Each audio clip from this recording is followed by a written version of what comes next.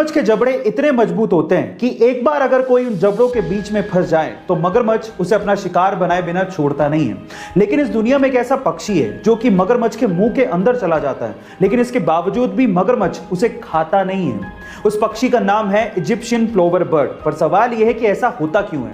देखिए, ऐसा इसलिए होता है कि मगरमच्छ के दांतों में फंसे हुए खाने को वो इजिप्शियन प्लोवर बर्ड अंदर जाके चुग चुग के खाता है, जिससे मगरमच्छ के दांत साफ हो जाते हैं। अब इससे मगरमच्छ को भी फायदा है और उस बर्ड को भी फायदा है, और इसी वजह से मगरमच्छ उसको हार्म नहीं करता। गाइस, ये अमेजिंग इंफॉर्मेटिव वीडियो आपको कैसे लगी चैट सेक्शन में जरूर लिखिएगा, और ऐसे अमेजिंग वीडियोस के लिए यूट्यूब पे हमारे चैनल को सब्सक्राइब कर लीजिएगा, वीडियो को शेयर करिएगा और लाइक करना मत भूलिएगा। मिलते हैं अगली वीडियो में।